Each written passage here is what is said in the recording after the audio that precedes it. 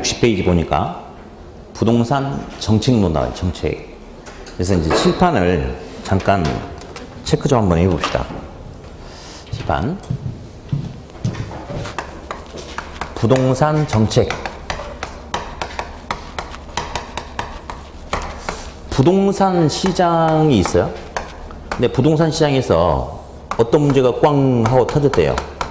이 문제를 이제 부동산 시장에서 나타나는 문제다 해서 부동산 문제다라고 그렇게 이야기를 해요. 부동산 문제. 네, 부동산 문제. 근데 정부가 보니까 이 부동산 시장에서 나타나는 이 부동산 문제가 가만히 놔두면 스스로 해결될 게 아니고 오히려 문제가 더 심각해질 것 같더래. 그러면 정부가 이 부동산 시장에서 나타나는 이 문제를 해결하기 위해서 시장에 개입할 수 있어요. 그래서 정부가 시장에 개입하는 걸 뭐라고 하냐면 부동산 정책이다라고 그렇게 이야기해요. 자, 어디? 부동산 정책은 한마디로 정부가 시장에 뭐 하는 거다? 개입하는 거다. 그게 이제 부동산 정책이다라고 하는데요. 일단 부동산 문제는 어떤 것들이 있고 어떤 특징이 있냐 이런 것들은 시험에 나오더라도 상식으로 풀 수 있는 그런 문제니까 전혀 의미가 없어. 뭐 잠깐 말로 해보면 부동산 문제는 뭐 주택 부족 문제, 너무 집가고 문제, 땅값이 높은 문제, 뭐 투기 현상의 문제, 환경 파괴, 거래 질서 논란, 뭐 이런 등의 문제가 있다 등등 됐고요. 그럼 정부가 시장에 개입한다는 것은 정부가 시장의 개입을 통해서 뭔가 얻고자 달성하고자 하는 게 있지 않겠습니까? 그렇죠? 그래서 크게 두 가지가 있는데 하나는 정치적 측면에서 정치적 기능을 달성하기 위해서, 또 하나는 경제적 측면에서 경제적 기능을 달성하기 위해서 개입을 한다라고 그렇게 이야기를 하는데, 우리 책을 잠깐 보니까 62페이지 잠깐 가볼까요? 62. 그 상단에 동그라미 1번에 정치적 기능, 동그라미 2번 경제적 기능 이런 게 있잖아요. 그렇죠? 그러면 이제 정치적 기능 측면에서 개입하는 것은 우리 사회가 추구하고자 하는 사회 목표를 달성하기 위해서 정부가 시장에 개입할 수 있다라고 하는데, 사회 목표는 여러 가지가 있을 수 있어요. 뭐 효율성이 될 수도 있고, 저를 대통령으로 뽑아주시면 재임 기간 동안 이렇게 저렇게 하겠습니다 라고 했는데 그 사람이 대통령이 됐다면 선거 공약도 역시 사회 목표가 될 수 있는데, 우리 시험에서 강조하는 사회 목표는 형평성에 대해서 이야기합니다. 형평성. 자, 형평성이라고 용어를 던져줬는데 형평성이라고 하면 대충 감은 오죠. 형평성. 근데 나와서 이야기해봐. 그럼 이야기하기는 좀 그렇지. 근데 형평성은 사실은 두 가지가 있는데, 어디? 요거 수평이죠? 요거 수직이죠? 요거 시험에 안 나옵니다. 그냥 흘려 들으세요. 수평은 똑같다, 이게 똑같다. 갑돌이하고 을돌이하고 둘 다 연봉이 3,200씩이야. 갑돌이 7천만 원짜리 전세주택, 을돌이 7천만 원짜리 전세주택이 살아. 그러면 갑돌이하고 을돌이하고 처한 상황이 똑같죠. 이런 상황에서는, 똑같은 상황에서는 세율도, 지원도, 주제도 갑돌이, 을돌이 차별 없이 똑같이 하겠다. 그게 수평적 형평성이라는 건데 시험과는 전혀 무관하고, 우리 시험은 돈 가지고 이야기해. 돈 가지고. 그래서 고가주택, 고소득층, 저가주택, 저소득층은 수평이 아니고 소득 격차가 있는 거죠. 그렇죠? 자, 그러면 이제 이런 용어가 등장을 하게 돼요. 소득 재분배란 용어가 등장을 하는데, 소득은 개인마다 다 달라요. 그러니까 정부가 이 개인마다 다른 소득 가지고 형평성을 위해서 어떤 조치를 통해서 재분배하겠다 이런 말인데, 어떤 식으로 하냐면, 자, 고소득층, 저소득층한테 똑같이 하면 안 돼. 예를 들어서 갑돌이는 고소득층인데 월소득이 1,000만 원이에요. 을돌이는 저소득층인데 월소득이 70만 원이야. 근데 정부가 소득 격차에 상관없이 전부 다 세금을 10%를 적용하면 갑돌이는 이렇게 이야기해요. 나는 무려 100만 원이라는 세금을 낸다. 을돌이 얘네들은 7만 원밖에 안 된다. 그러니까 내가 애국자다 라고 잘 사는 사람들은 그렇게 이야기를 하는 거야. 그러나 대다수 사람들은 고소득층이 아니고 저소득층 서민이거든요. 그러면 대다수 사람들은 뭐라고 이야기하냐면, 고소득층은 세금 내고 나서도 900만 원이라는 많은 돈이 있기 때문에 정말 누릴 거 다 누리고 사람답게 살아갈 수 있는 여건이 된다. 그러나 우리는 70만 원밖에 안 되는데 거기서 세금 7만 원 떼가면 벼룩의 간을 빼먹어라 이놈들아 뭐 이렇게 이야기를 해. 그러니까 어떻게 하느냐. 고소득층 고가주택은 세율을 많이 적용해서 세금을 많이 걷어요. 저소득층 저가주택은 세율을 조금 적용하거나 면제시켜줘. 그래서 여기서 많이 걷어가지고 쓰고 남은 돈을 가지고 저소득층의 주거복지를 위해서 쓰는 그런 개념을 소득 재분배다라고 이야기를 합니다. 이게 바로 수직적 형평성이에요. 자, 그러면 어디? 소득에 상관없이 모든 사람들은 동일한 세율을 적용하면 소득 재분배 효과가 나타난다면 돼, 안 돼? 안 되지, 안 되지. 소득의 격차에 따라서 차등 세율을 적용해야 된다. 그 정도만 잠깐 들어보면 되겠고요. 다음, 경제적 측면에서 시장에 개입하는 것은 시장의 실패를 수정하기 위해서 정부가 시장에 개입한다라고 이렇게 이야기를 하는데, 자, 이제 우리 책은 이제 뭐 그런 부분 안 나왔지만 그냥 한번 들어보면 되니까 여기 잠깐 볼게요. 무슨 실패 나왔어요? 시장 실패. 이런 말도 나중에 나와요. 무슨 실패? 정부 실패. 이거 별거 없습니다. 시장이 질 똑바로 못하면 시장 실패예요. 그죠? 정부 실패란 것은 정부가 개입을 했는데 정부의 개입이 오히려 부작용을 낳을 수도 있죠. 그럼 정부 실패예요. 그래서 한마디로 시장이 실패하면 시장 실패, 정부가 실패하면 정부 실패. 공부를 열심히 안 해가지고 시험에 떨어지면 무슨 실패? 예? 시험 실패. 어떤 게 가장 가슴 아파요? 제발 이런 일은 안 생기도록 이렇게 잘 해주시기 바래요. 네.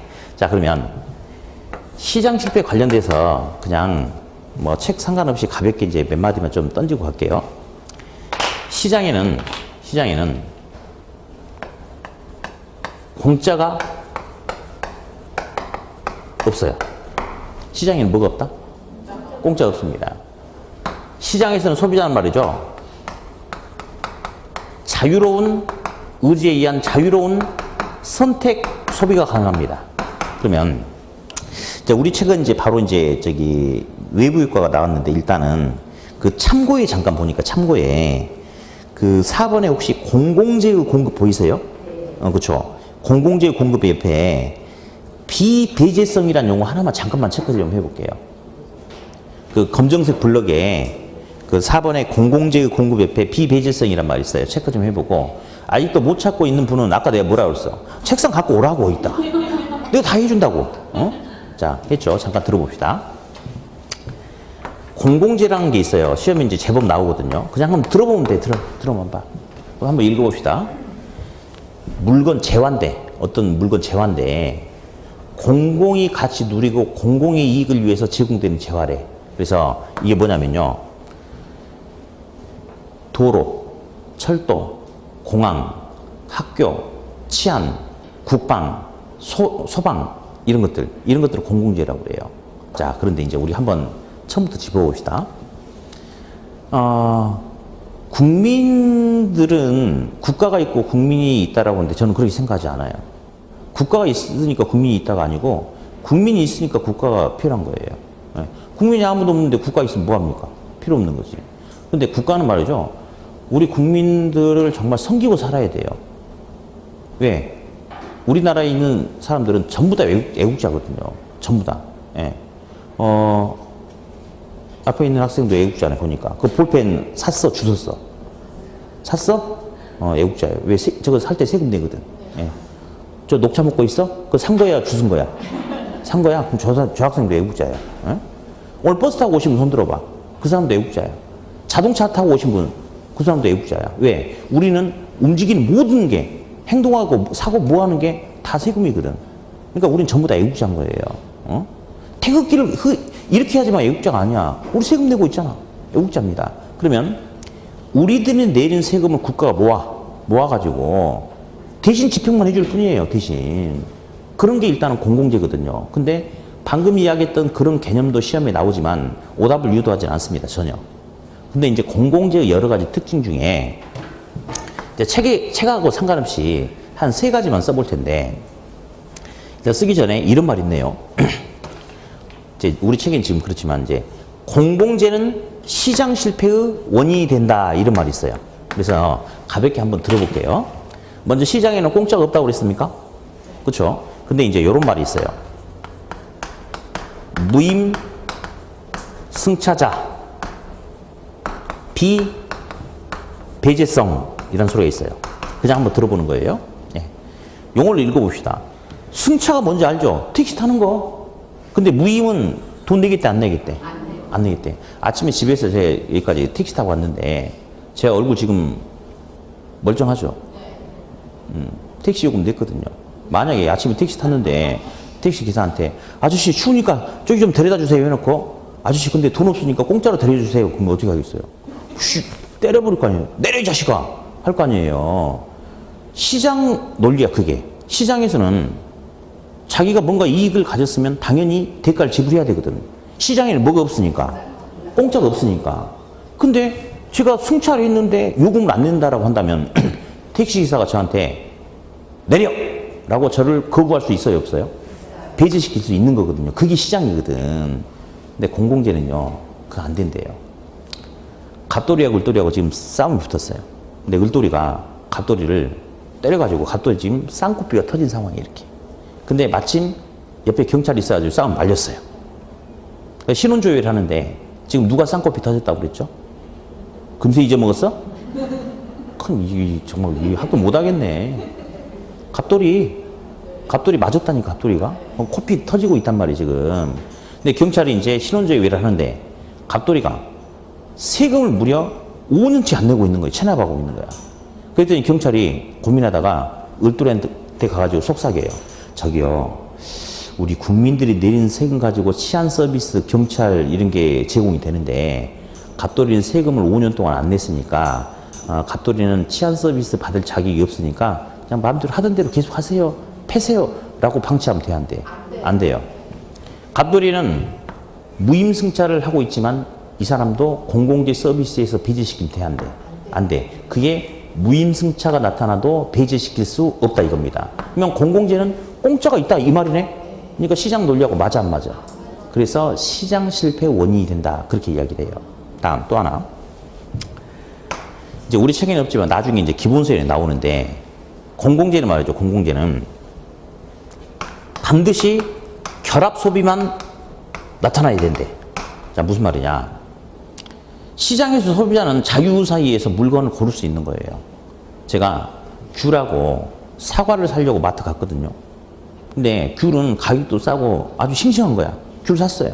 근데 사과는 말라 비틀어져 가지고 하나에 12,000원이야. 그러면 귤하고 사과를 사러 갔다가 귤만 선택하고 사과는 선택하지 않아도 됩니까? 맞죠? 시장 그게 자유로운 소비 선택이 이루어지거든. 근데 공공재는 그렇잖아요. 요즘 나라 돌아가는 꼬락서니가 그렇잖아요. 예. 우리 박씨 중에 그런 인간이 없는데 나라를 말아먹어도 적당히 말아먹어야지. 우리 박근혜 대통령 아줌마. 정말 그렇죠. 근데 제가 너무 열받은 거예요. 그래서 근데 생각해 보니까 내가 내는 세금 가지고 저놈의 인간 월급도 나가고 보톡스 맞고 뭐 한 건 돈도 다 내 세금이고 심지어 오늘 보니까 어처구니없이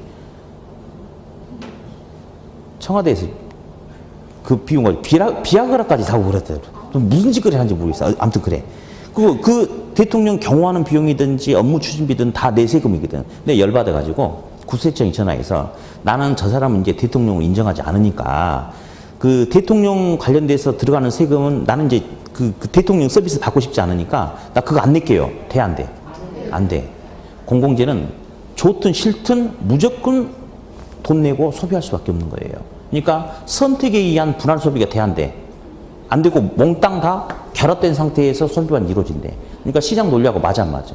안 맞죠? 그래서 시장 실패의 원인이 된다라고 하고요. 다음 우리 학계를 보면 적정량이라는 소리가 나와. 적정량. 예. 내가 10개가 필요하다. 뭐 그게 이제 적정량이다. 이게 적정량인데 적정량을 기준으로 많으면 과대란 말을 씁니다. 적정량을 기준으로 적으면 과소란 말 쓰거든요. 그러면 앞으로 이렇게 가르쳐 줄 거예요. 요거 끝난 다음에 바로 뭐가 하나 등장을 하는데 앞으로 있잖아요. 학개론에서는 좋은 것은 항상 부족합니다. 과대냐, 과소냐고. 소. 안 좋은 것은 지나치게 많이 나타나요. 대. 제가 이제 요거 왜 그런지 설명 안 할 거예요. 공공재는 좋은 거, 안 좋은 거? 좋은 거죠? 그러면 과대예요, 과소예요? 예, 그렇게 그냥 찍는 거예요, 이제. 그래서 공공재는 사회적으로 필요한 양보다 충분하게 많은 양이 공급된다면 틀리거든요. 항상 앞으로 이렇게 갈 거예요. 학개론. 우리 시험 문제에서 원하는 게 이거야. 이거든 저거든 좋은 것은 소, 안 좋은 것은 대. 공공재는 좋은 거니까 소, 이렇게. 다음. 바로 이런 말이 나와요. 우리 책에 보니까 62페이지 양가로 1번에 외부 효과라는 말이 나오죠. 무슨 효과? 외부 효과. 그럼 한번 우리 읽어볼 거예요. 이 부동산은 부동산을 둘러싸고 있는 외부 지역으로부터 어떤 변화가 생기면 긍정적인 효과, 부정적인 효과가 나타날 수 있다. 즉, 부동산을 둘러싸고 있는 외부 환경의 변화에 의해서 가격에 영향을 받는 효과가 나타난다. 그걸 갖다 이제 외부 효과다라고 불러주는데, 어디? 자동차를 새 차를 샀거든요. 근데 저 쓰레기 매립장 옆에 주차했을 때하고 호수공원 옆에 주차했을 때하고 어떨 때 차 가격이 더 비쌀까요? 그렇지? 왜냐? 자동차는 움직이니까 자동차 자체에 따라서 가격이 달라지지 자동차가 주차되어 있는 외부 주변 환경으로부터 영향 안 받는 거거든요. 근데 부동산은 움직인다, 움직이지 않는다? 부동산은 움직이지 않죠. 부동성이 있어요. 그러니까 부동산은 움직이지 않기 때문에 만약에 내 토지 옆에 쓰레기 매립장이 들어섰대. 악취가 진동한대. 그럼 땅값이 떨어질 수 있겠죠. 그러니까 제가 제 토지한테 야 토지야 옆에 재수없는 거 들었으니까 딴 데로 가자 하고 데리고 갈 수 있나? 못 가죠. 안 움직이죠. 그러니까 토지는 움직이지 않기 때문에 토지를 둘러싸고 있는 외부 환경에서 어떤 변화가 생긴다면 그로부터 영향 받아 안 받아? 그걸 갖다가 외부 효과다라고 부르죠. 무슨 효과? 외부 효과. 근데 이 외부 효과는 두 가지가 있어요. 하나는 정의 외부 효과라는 것도 있고 부의 외부 효과라는 것도 있어요. 정의 외부 효과, 부의 외부 효과. 그러면 앞으로 우리 보면요. 자, 여기 봐보세요. 정 옆에 플러스라고 붙었죠. 부 옆에 마이너스라고 붙었죠. 부동산 투자 이론에 가보면 지렛대 효과라는 게 있어. 부동산 투자할 때 부동산은 고가니까 온전하게 내 돈만 가지고 투자하는 게 아니고 다른 사람의 자금을 융통해서 빌려서 투자하는 것을 지렛대 효과, 레버리지 효과라고 하거든요. 그럼 거기도 이제 뭐가 나오냐면 정 가로 열고 플러스 가로 닫고 정의 지렛대 효과, 부 가로 열고 마이너스 부의 지렛대 효과 이런 게 나와.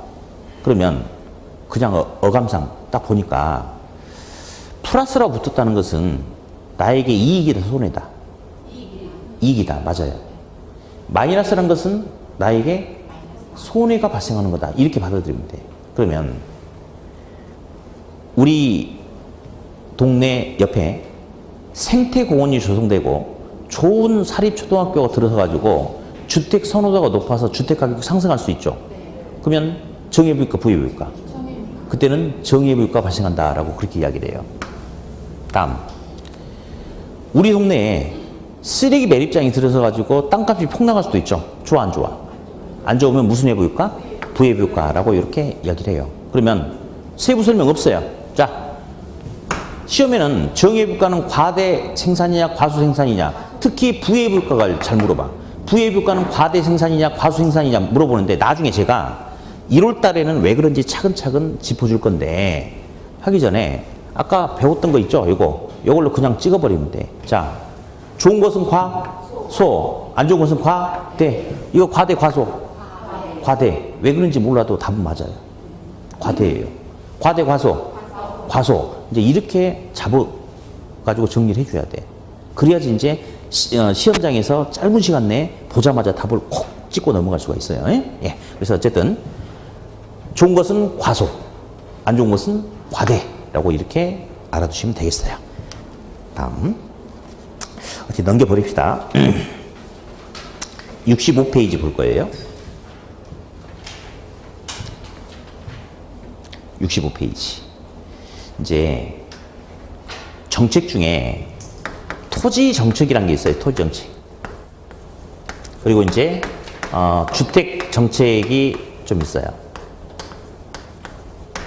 근데 이제 우리 부동산 학개론의 특징이 있는데 그 매년 최소한 2문제 정도는 아직 공법을 안 했구나. 부동산 공법을.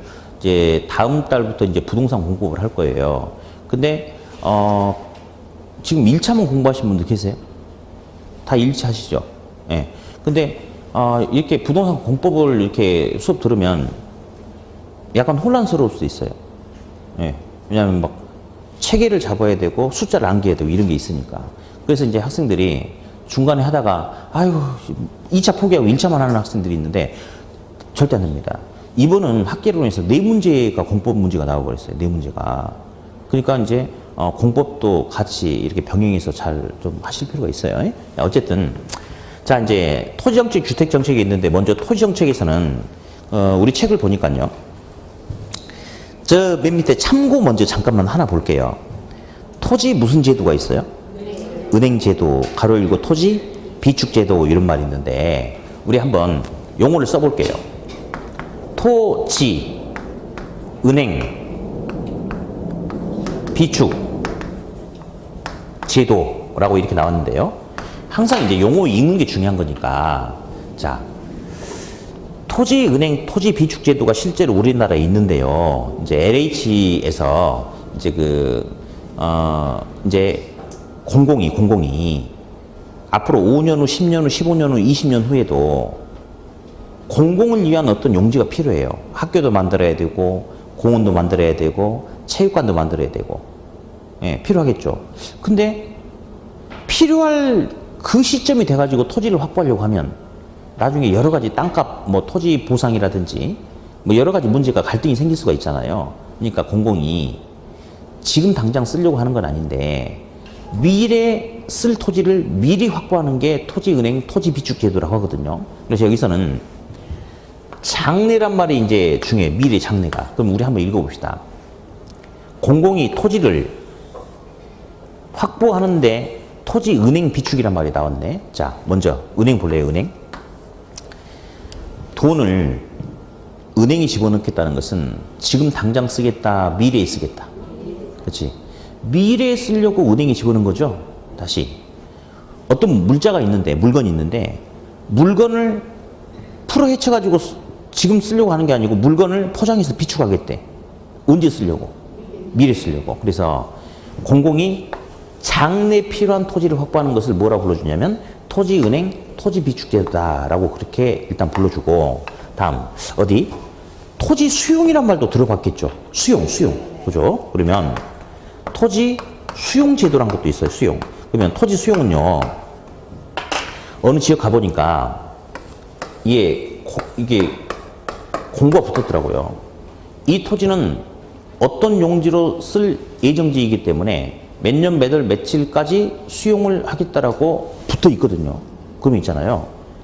토지 수용한다는 것은 토지 수용하겠다라고 한 시점, 현재 이 토지에 대한 이용 계획이 확정되어 있는 상태예요. 예. 그래서 이제 시험이 뭘 물어보냐면요. 둘 중에 어떤 게 사실은 둘 다 공공이 돈 주고 사는 거예요, 사실은. 응? 돈 주고 사는 건데 둘 중에 어떤 게 강제성을 더 많이 띌 것 같아요? 수용은 지금 당장 토지가 필요하거든요.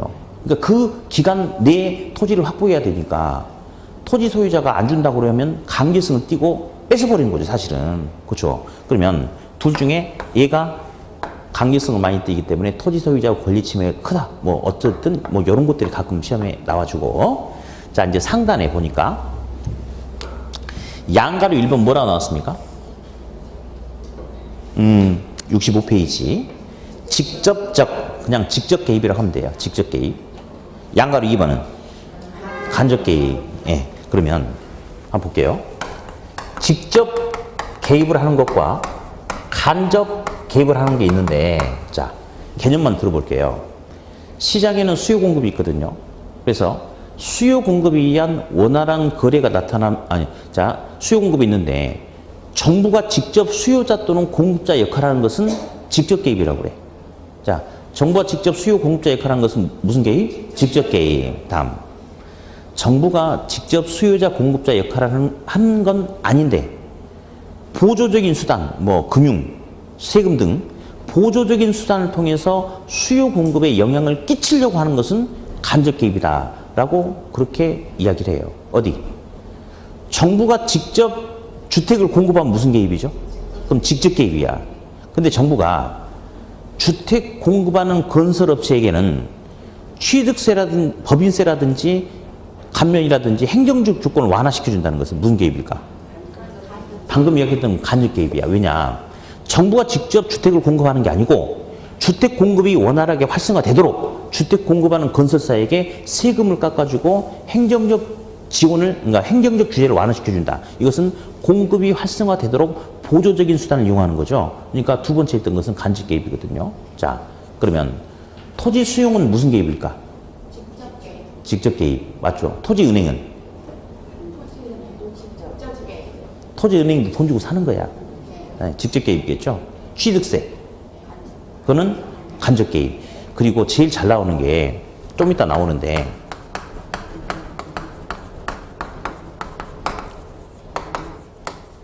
어디?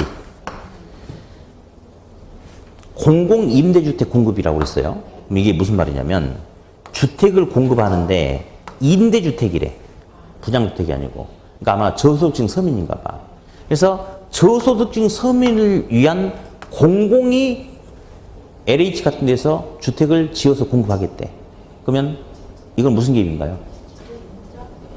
에이, 공공이 소유권을 가지면서 임대주택을 제공하겠다는 거야. 그럼 공공이 공급자 역할을 하는 거죠? 무슨 개입? 직접 개입이다. 이런 것들. 이런 것들이 시험에 제법 잘 나옵니다. 예. 그래서 뭐, 지금은 뭐 특별하게 저도 바라는 건 아니에요. 예. 뭐, 별로 저도 기대를 하고 이렇게 수업에 들어오는 게 아니기 때문에 뭐 지금은 지금 그냥 들어보는 거야, 들어보는 거. 근데 나중에 하다 보면 그냥 뭐 전혀 망설임 없이 답을 다 찍을 거라고 이제. 예, 알겠습니다. 자, 넘겨보세요.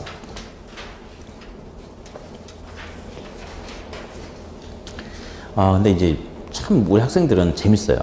뭐가 재밌냐면 이번 시험 문제에 요게 하나 나왔어요. 스태그플레이션이라고 이렇게 나왔어요.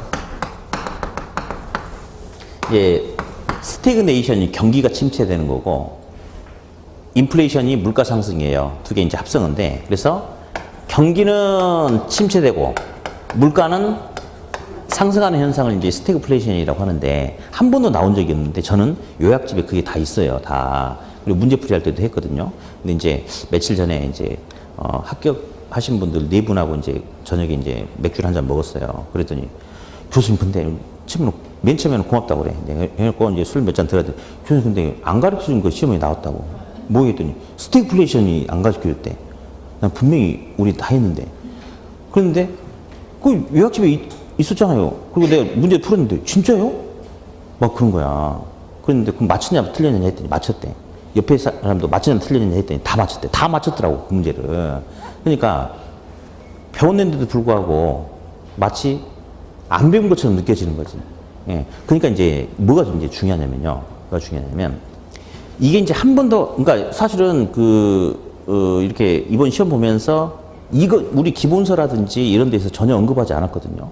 근데 저는 이제 중간중간 언급을 해줬는데, 그러니까 학생들한테 강의할 때는 참 그런 게 필요한 거예요. 뭐냐면, 시험에 주로, 그러니까 사실 이거 틀려도 합격하는데 문제는 없지. 사실은 간단하긴 하지만. 근데 주로 시험에 나오는 거 위주로 계속 그 중심으로 계속 반복시켜주는 거야. 대신에 이런 것들은 스쳐가는 소리로 한번 툭 던지고 갔잖아요. 그러니까 그 학생들이 맞는 거야. 왜? 나는 분명히 이야기를 했는데 강조를 자주 하진 않았거든. 강조를 자주 하면 돼, 안 돼? 요즘 한 번도 출제 안 됐는데 어떻게 그걸 자꾸 강조를 하냐고. 그 대신에 한번 툭툭 가볍게 던지고 가잖아요. 그러면 안 배운 것 같은데 답은 찍는 거야, 이게. 예. 그러니까 이제 우리 학생들이 나는 배운 걸 다 잊어버렸다고 하는데 사실 그렇지 않아요. 예. 한 번 듣고 잊어버린 것 같은데 그게 실전에서는 이게 떠오르고 이제 그런 것도 있고 뭐 그런 것 같아. 그러니까 어쨌든 지금 11월달, 12월달은 마음의 부담을 갖지 말고 수업을 들으라고 했으나 근데 이런 게 있어요. 지금 11월 달에 공부하신 합격생이라고 벌써 이야기해 버렸네. 어떻게 하냐? 11월 달에 시작한 여러분들하고 1월 달에 한 사람하고 3월 달에 시작한 사람하고 합격률의 차이가 확 납니다. 물론 이제 그래요. 어떤 학생은 7월 달에 공부 시작해서 합격한 학생도 있긴 있대요. 어쩌다 한 명씩. 그건 거의 말 안 되는 거고. 근데 이제, 물론 이제 학생들이 자기가 노력을 해야 되는 것은 당연한 거예요. 뭐 성실하게 결석하지 않고 열심히 해야 되는 건 당연한 건데, 만약에 정상적으로 성실하게 열심히 공부를 했다면, 지금 이 시기 때 공부를 시작했잖아요. 그럼 여기 있는 학생들은 사실은 거의 100% 가깝게 다 합격을 해야 돼요. 할 수 있어요. 예. 왜냐면 모든 수업 과정이 사실 여러분한테 맞춰 있어. 지금 툭툭 던지고 넘어가라고 그랬죠? 필기도 하지 말라고 그랬죠? 근데 이렇게 한번 들어본 것이 나중에 1월달 가면 떠올라요. 그러면 1월달에 맨 처음 와가지고 헤매는 학생들에 비해서 훨씬 더 안정적으로 출발할 수 있거든요. 예. 근데 이제 이게, 그러니까 이 11월달, 12월달도 대단히 중요한 게 막 열심히 하려고는 하지 않지만 한 번씩 툭툭 던지는 소리를 들어보면 그게 나중에 기억이 나. 그리고 다시 그 부분을 배울 때 지금은 이렇게 하면 처음 배우는 소리죠. 그럼 굉장히 낯선 거잖아, 진짜로. 근데 한 달, 두 달 지난 다음에 다시 이걸 배우면 내용은 모르지만 들어봤는데 하고 왠지 친숙해져. 그러면 남들보다 좀 더 빨리 다가갈 수 있어요. 예. 그러면 합격에 훨씬 더 한 걸음 한 걸음 가는 거야. 그래서 어쨌든 모든 학원이 다 마찬가지예요. 11월 달, 12월 달 시작하는 학생들이 합격률이 제일 높은 거니까 여러분들은 다 합격할 수 있어요. 어떻게 하면? 열심히 하면. 그래서 열심히 하세요. 어디 이제 66페이지 보니까 임대주택 정책의 수단이 나와요. 자, 한번 써봅시다, 우리. 임대주택 정책 한번 써볼게요. 네. 임대, 주택, 정책. 세 가지가 있는데, 한번 읽어보자. 주택 정책이다. 주택 정책. 근데 주택 정책인데, 무슨 주택 정책이에요? 임대주택 정책이죠. 우리 학계로는 이 주택과 관련해서 주택을 구매할 능력이 큰 고소득층 중산층을 주택 수요계층이다라고 불러주고, 주택 구매 능력이 작은 서민 저소득층을 주택 소요계층이다라고 불러줍니다. 그러면 주택 정책인데 첫 번째 첫 번째 큰 1번에는 임대주택 정책이라고 나왔으니까 그 주된 대상자가 주택 수요계층이겠어요? 주택 소요계층이겠어요? 주택 소요계층이겠죠. 저소득층 서민. 그러면 이 사람들을 대상으로 하는 정책이니까 이런 방법을 쓰든 저런 방법을 쓰든 어쨌든 현재 상태보다는 임차인의 임대료 지불 부담이 더 낮아지게끔 하는 효과가 나타나야 되겠습니까? 맞죠? 그렇죠. 그게 이제 본질이에요. 그러면 세 가지가 있는데 첫 번째가 일단 시험에 가장 중요하지만 임대료 통제 규제에 대해서 한번 가보자. 임대료 통제, 임대료 규제에 대해서 한번 가보자. 그러면 책은 보지 않아도 된다. 우리 사람 사는 이야기 한번 해봅시다. 현재 시장 임대료가 100원인데 정부가 보니까 100원이라는 임대료마저도 임차인이 지불하기가 힘들 것 같다라고 생각이 들었대. 그래서 정부가 시장에 개입해서 야, 앞으로 임대료는 얼마까지로만 해? 라고 통제하겠대. 그러면 당연히 현재 시장 임대료보다 높은 선, 낮은 선. 당연하지. 지금보다 임대료가 더 낮아져야 되니까 낮은 선에서 통제해야 되겠죠. 그러면 지금보다 임대료가 싸게 싸게 통제해야 되겠죠. 그렇죠? 그러면 임차인은 좋아할지 모르는데 공급자는 임대료를 100원을 받아야 되는데 70원밖에 못 받는 상황이 됐어. 공급자는 돈이 돼야 안 돼요? 안 돼. 그러면 주택 공급을 증가시키겠어요? 감소시키겠어요? 감소시키겠죠. 그럼 주택이 나중에 충분해지겠어요? 부족해지겠어요? 주택의 부족 현상이 나타나죠. 왜 물건이 부족한지 아세요? 물건을 사려고 하는 사람은 20명인데 물건의 공급량은 10개밖에 안 되는 거야. 그러니까 물건이 부족한 거야. 그러면 초과란 말 있어요. 초과. 예. 초과는 많다거든요. 그럼 물건이 부족하려면 수요가 더 많아야 돼, 공급이 더 많아야 돼. 수요가 더 많아야 되겠죠? 그러니까 초과 수요라고 이렇게 이야기해. 초과 수요. 초과는 많다야. 초과 수요는 많다, 수요가 더 공급보다. 그러니까 물건이 상대적으로 부족한 거죠. 예. 거의 대부분 요 파트에서 다음 중 틀린 것을 고르시오. 그러면 요거 가지고 오답을 주는 게 일반적이에요. 어떻게 주느냐? 임대료 통제는 시장 가격보다 높은 선에서 가격을 통제하여야 한다. OX. X죠. 그렇죠. 다시. 임대료 통제를 균형 가격보다 낮은 선에서 통제할 경우 주택시장에서는 초과 공급이 나타난다. 아니죠. 낮은 선에서 통제해버리면 공급자가 돈이 안 되니까 공급을 줄이니까 물건이 부족해서 초과 수요가 나타나는 거죠. 거의 대부분 여기서 끝납니다. 근데 우리 딱 하나만 더 들어가 볼게요. 이게 이제 가장 중요한 틀인데, 그러면 이렇게 통제를 하면 공급자인 임대인의 반응과 임차인 입장에서 어떤 효과가 나타날 수 있는지 체크 좀 한번 해보자고. 자, 공급자는 이 정책을 좋아할까요? 싫어할까요? 싫어합니다. 싸게 받으라고 압박해버렸잖아요. 그럼 돈이 된다, 안 된다? 안 된다. 그럼 공급을 증가시키겠어요? 감소시키겠어요? 당연합니다. 이런 상태에서 임차인이 임대인한테 아저씨 이제 겨울이 다가올 것 같은데 보일러도 위아래에다 막 타고 가는 귀뚜라미 보일러로 바꿔주고 창문도 이중 셰시로 좀 바꿔주세요 라고 요구하면 임대인이 뭐라고 하겠어요? 너 지금 염장질이냐? 그러겠죠. 지금 돈이 안 돼가지고 열받아 죽겠는데 주택에 유지수선 보수 하겠어, 안 하겠어? 주택을 방치하겠죠. 그러면 주택의 질이 개선됩니까? 악화됩니까? 악화되겠죠. 당연한 거죠. 왜? 싸게 통제하니까 그래요. 다음, 우리 임차인. 외관상으로 임대료가 싸졌는데 이제 임차인도 문제가 생겼어요. 왜? 주택이 시장에서 남아 부족해. 부족하죠? 그러니까 임차인은 사실 우리가 이제 이 주택에 살고 있는데 영원히 여기 사는 건 아니죠. 어떤 교육이라든지 뭐 재테크가 될 수도 있고 직장이라든지 여러 가지 이유 때문에 이사를 다녀야 되는 거예요, 이사를. 근데 사회적으로 주택이 남아야 부족해요. 부족하죠. 그러면 임차인의 이동이 활발해지겠어요? 감소하겠어요? 감소하는 이런 문제가 나타나기도 한다라고 이제 끌고 나가는 거예요. 근데 지금은 이런 것들 전혀 문제 안 돼요.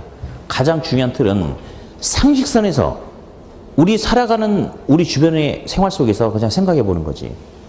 정부가 저소득층 임차인을 위해서 임대를 통제한다면 당연히 시장 가격보다 높은 선, 낮은 선에서 싸게 통제할 것이다. 그럼 공급자가 돈이 된다, 안 된다? 안 된다. 그럼 공급을 줄여버리면 공급량은 적고 그러니까 수요량은 많은데 공급량은 적은 거야. 그러면 수요가 나타난다. 초과 수요는 물건이 부족하다. 이렇게 딱 잡아주면 됩니다. 일단 여기 이제 가장 큰 틀이고. 다음. 양가로 2번 보니까 뭐 나왔어요? 임대료 보조 정책이 나왔네. 임대료 보조. 자, 이것도 한번 다시 읽어봅시다. 임대료는 지가 내야지, 지가. 안 그래? 임대료는 임차인 본인이 내야지. 근데 보조를 해주겠다 이거예요. 옆집 사람이 보조해줄까?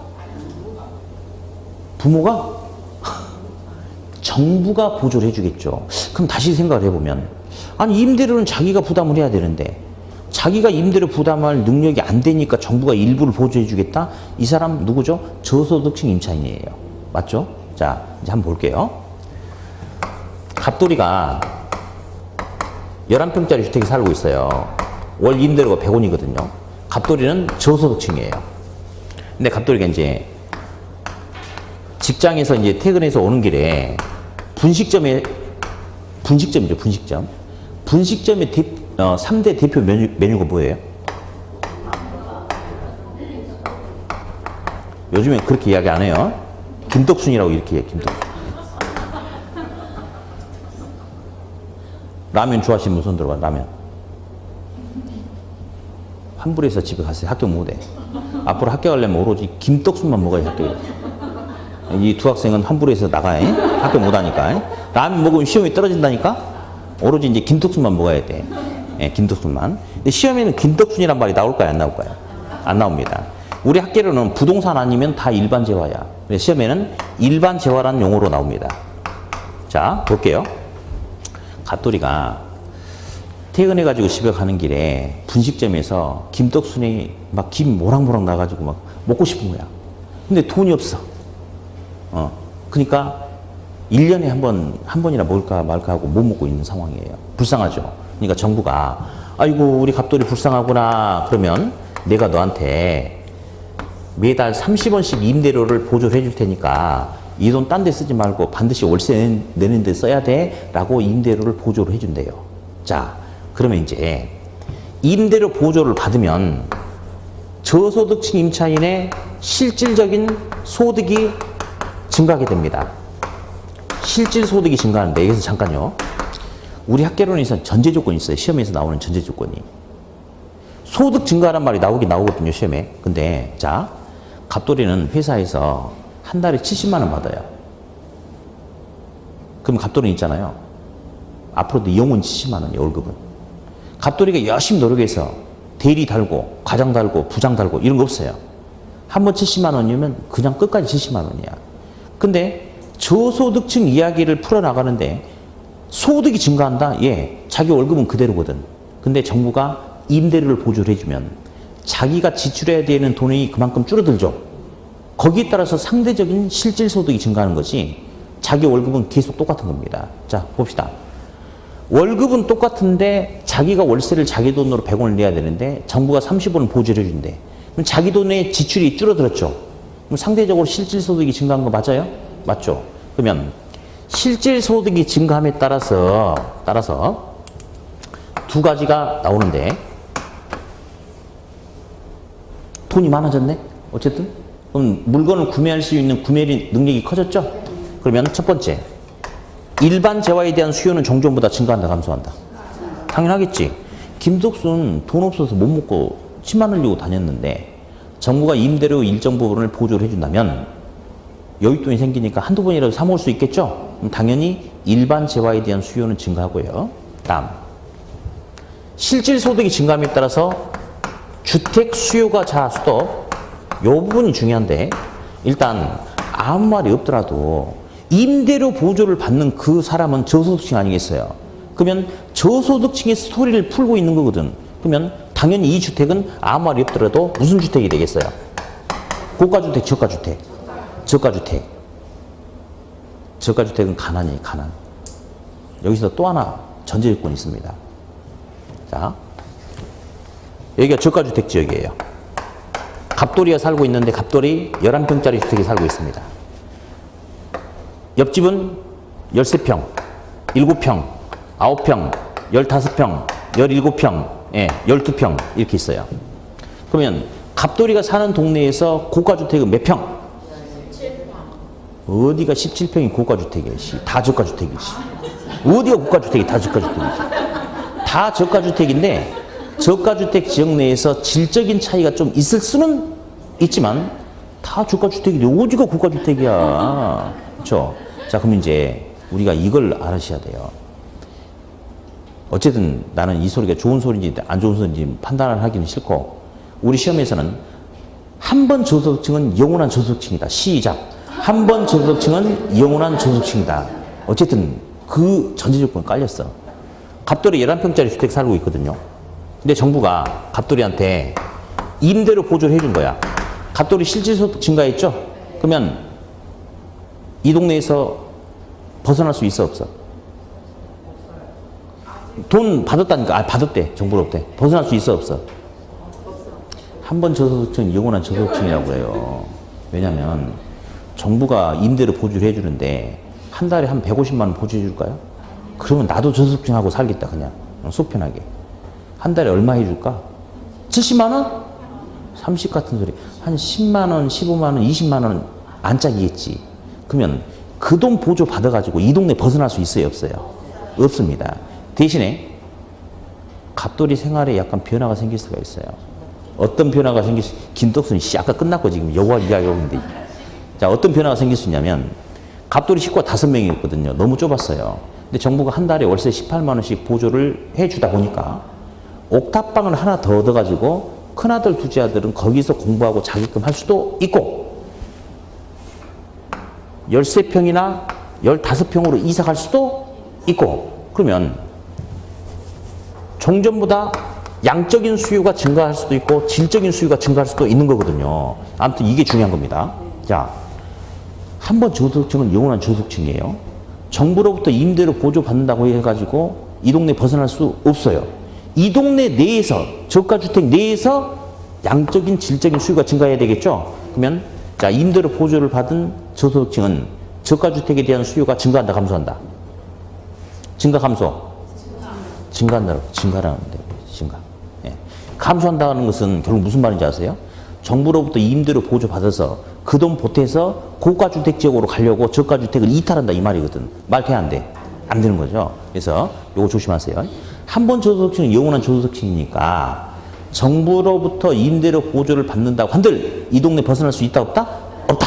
그래서 저가주택에 대한 수요가 증가, 감소? 증가. 요게 이제 함정이니까 나중에 조금 신경을 쓰셔야 돼요. 네. 다음. 이제 양가로 3번을 보면요. 공공주택 정책이라고 있을 거예요. 근데 사실은 정확한 명칭은 공공임대주택 정책이라고 해야 돼요. 공공임대주택 정책이라고 해야 됩니다. 정확하게 표현하려면. 네. 그러면 그것도 한번 들어볼까요? 자, 세 번째. 공공임대주택 정책. 자, 임대주택인데 공공이 공급하는 임대주택인가 봐요. 어디? 사적 임대주택 시장의 임대료가 100원이라고 할게요. 100원. 사적 임대주택 시장의 임대료가 100원이다. 근데 이 상태에서 LH에서 임대주택을 70원에 공급을 한다라고 가정합시다. 그럼 용어 두 가지만 잠깐 들어볼 텐데, 자, 여기 살 때는 전부 다 100원씩 냈는데 LH가 즉 공공임대주택이 공급됨에 따라서 여기 들어와서 사는 사람은 70원이면 되는 거죠. 자, 그래서 이런 말이 있네. 공공임대주택이 공급되면 시장에서 이중 가격 체계가 나타난다, 이런 말이 있어요. 이 말이 무슨 말이냐면요, 사적 시장의 임대료는 100원인데 공공임대주택은 임대료가 70원이죠. 서로 가격 체계가 똑같아, 다르죠. 그래서 무슨 가격 체계? 이중 가격 체계가 나타난다, 이런 표현 하나 쓰고요. 또 하나, 공공임대주택에 거주하는 사람은 사적 시장에 사는 사람보다 임대료가 더 쌉니까? 그러면 여기 살고 있으면 30원 싸잖아요. 그럼 30원 싼 만큼 정부로부터 임대료를 보조받은 효과를 얻을 수 있다? 오케이. 이거 두 개만 나와요. 예. 근데 사실은 임대료 통제하고 임대료 보조가 시험에 주고, 약간 사이드입니다. 사이드. 그래서 요 정도만 잠깐 들어두시면 돼요. 아무튼 임대주택 정책의 주된 대상자는 주택 구매력이 낮은 저소득층 서민 주택 소유계층이다. 그러니까 방법에 있어서는 차이가 있을 수 있겠으나 결국은 현재 상태보다 임차인의 임대료 부담이 낮아지게끔 하는 효과를 유도를 해야 된다. 자, 그렇게 감을 좀 잡아두시면 되겠고, 다음 이제 67페이지 보니까요, 맨 밑에 분양가 상한제란 말이 있네. 그것도 시험에 자주 나오는데요. 공부 하나도 안 해도 돼요. 칠판 여기 볼까요? 방금 우리 임대료 통지 배웠죠? 오늘은 첫날이라 가장 중요한 메시지만 던지고 마는 거예요. 디테일하게 들어갈 필요가 전혀 없지. 가장 중요한 이것만 던져주고 가면 되니까. 근데 다음 3월달 정도에 수업하면 임대료를 통제하는데 최고 얼마까지만 가능하다. 그래서 임대료 통제를 임대료 상한제라고도 해. 예. 예를 들어서 시장 임대료가 100원인데 정부가 야 70원까지만 받아. 그러면 이 70원이 더 이상 올릴 수 없는 최고 상한제가 돼요. 그래서 나중에는 제가 임대료 상한제라고 용어를 바꿔 설명해 줄 거예요. 분양가 상한제, 임대료 상한제 똑같아. 임대주택 시장에서 적용하는 게 임대료 상한제고 분양시장에서 적용하는 게 분양가 상한제예요. 가장 대표적인 시험 문제. 자, 분양가 상한제는 시장 가격보다 분양 가격을 더 높여야 된다. OX. X지. 분양가 상한제를 적용해서 공급하는 주택은 서민들의 내 집 마련을 위한 기회를 주는 거잖아요. 그러면 당연히 시장 가격보다 분양가 상한제를 적용하는 주택은 분양가 더 높아야 되겠어? 낮아야 되겠어? 낮아야 되겠지, 당연히. 근데 높아야 된다. 당연히 틀렸죠? 다음. 이번에는 또 이것도 맞춰봐. 소형 아파트가 있는데, 우리 동네에. 자, 이 지역 내에서 중대형 아파트 말고 소형 아파트에만 분양가 상한제를 적용할 경우 소형 아파트에 대한 신규 공급은 증가한다. OX. 여러분들이 건설사라고 생각을 해봐. 분양가 상한제는 시장 가격보다 낮은 선에서 돈 조금 받으라고 묶어버리는 거죠? 건설사가 돈이 돼, 안 돼? 안 되잖아요. 그러면 소형 아파트에 분양가 상한제를 적용하면 소형 아파트는 돈이 안 되는 거야. 그러면 소형 아파트에 대한 신규 공급은 증가한다, 감소한다? 감소한다. 그런 게 나와. 그래서 이제 나중에 강의할 때도 이제 기본서 나오면 물론 다 있겠지만 이 내용은 거의 생략하고 가버려요. 틀린 학생들 거의 없습니다. 안 틀립니다. 왜냐? 얘랑 똑같거든. 틀이 똑같아. 낮은 선. 낮은 선에 하다 보면 공급자가 돈이 안 되니까 공급을 줄여. 초과수요. 똑같아. 대신에 차이는 딱 하나야. 임대차 시장에서 적용하는 게 임대료 통제, 임대료 상한제고 분양시장에서 적용하는 게 분양가 상한제다. 나머지는 100% 완전히 똑같아 버립니다. 그래서 별도로 볼 필요가 전혀 없는 그런 부분이 돼요. 자, 이제 69페이지 넘겨놓고 이제 또 잠깐 휴식했다가 또 진행을 하죠. 네.